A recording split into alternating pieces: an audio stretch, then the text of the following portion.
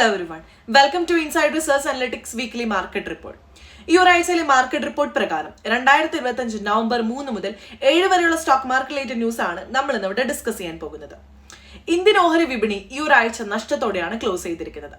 തുടർച്ചയായ രണ്ടാമത്തെ ആഴ്ചയും മാർക്കറ്റ് താഴേക്ക് തന്നെയാണ് നീങ്ങിക്കൊണ്ടിരിക്കുന്നത്. ആഗോള വിപണിയിൽ നിന്ന് വന്ന ദുർബല ഇൻഡെക്സസും വിദേശ നിക്ഷേപ പണപ്പിന്മാറ്റവും വിപണിയെ ബാധിച്ചിട്ടുണ്ട്. പ്രോഫിറ്റ് ബുക്കിംഗ് അഥവാ ലാഭമെടുത്ത് ഓഹരികൾ വിറ്റഴിക്കൽ ആഴ്ചയുടെ മധ്യത്തിൽ കൂടി വർദ്ധിച്ചതോടെ ഇൻഡെക്സസ് സമ്മർദ്ദത്തിലായി. എന്നാൽ ആഴ്ചയുടെ അവസാനം ബാങ്കിംഗ്, മെറ്റൽ മേഖലയിൽ ഉണ്ടായ പുനഃസ്ഥാപനം വിപണിയിലെ വലിയ ഇടിവ് ഭാഗികമായി കുറച്ചിട്ടുണ്ട്.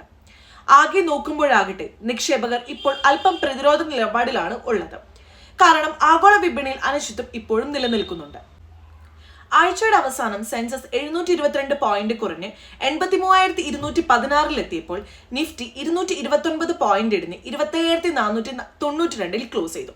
അതേസമയം മിഡ് ക്യാപ് ഇൻഡെക്സ് 0.25% ഉയർന്നതും സ്മോൾ ക്യാപ് ഇൻഡെക്സ് അല്പം താഴ്ന്നതും വിപണിയിൽ തിരഞ്ഞെടുക്കപ്പെട്ട ഓഹരികൾ മാത്രം വാങ്ങൽ നടന്നതായി സൂചിപ്പിക്കുന്നതാണ്. തിങ്കളാഴ്ച ഇൻഡെക്സുകൾ ചെറിയ ലാഭം കണ്ടപ്പോൾ ചൊവ്വാഴ്ച വലിയ ഇടിവ് രേഖപ്പെടുത്തിയിരിക്കുകയാണ്.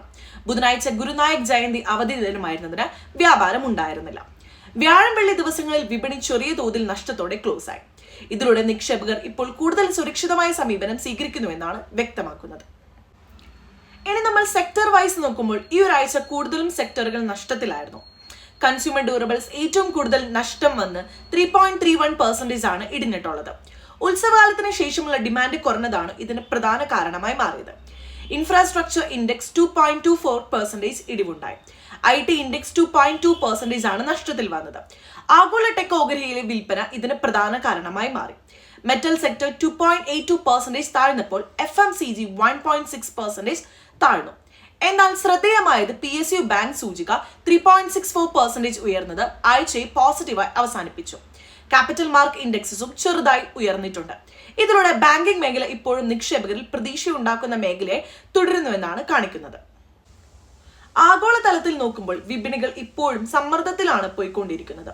അമേരിക്കൻ ജോബ് ഡാറ്റ പ്രതീക്ഷിച്ചതിനേക്കാൾ ദുർബലമായതും ടെക് കമ്പനികൾ വ്യാപകമായി വിൽപ്പനയും ഗ്ലോബൽ ഇൻഡെക്സുകളിൽ വന്ന വലിയൊരു നഷ്ടം സൃഷ്ടിച്ചിട്ടുണ്ട്.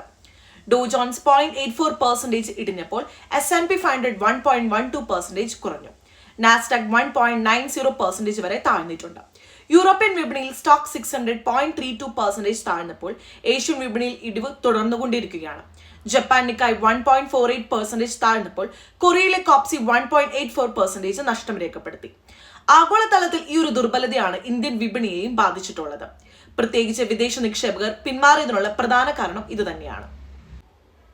ഇനി നമ്മൾ മറ്റു വിപണികൾ നോക്കുമ്പോൾ ബ്രെന്റ് ക്രൂഡ് ഓയിലിന്റെ വില 0.71% താഴ്ന്ന് $63.94 മാറി. എണ്ണവിലയിലെ ഈ ഒരു ഇടിവിന്റെ ആഗോള ആവശ്യകത കുറവിന്റെയും ജിയോ പൊളിറ്റിക്കൽ സമ്മർദ്ദത്തിന്റെയും പ്രതിഫലനമാണ്. രൂപയുടെ മൂല്യം 88.67 രൂപയ്ക്ക് ഡോളറിനൊപ്പം നിലനിൽക്കുന്നു. ഡോളറിന്റെ ആഗോള ശക്തി കാരണം രൂപ ഇപ്പോഴും ദുർബലമായ നിലയിലാണ് ഉള്ളത്.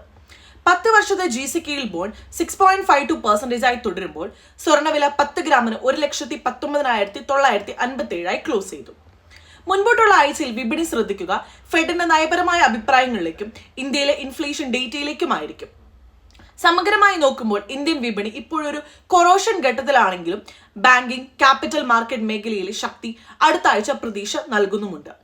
എല്ലാവർക്കും നല്ലൊരു ഹാപ്പി ഇൻവെസ്റ്റിംഗ് വീക്ക് നേരുന്നു. Thank you for watching.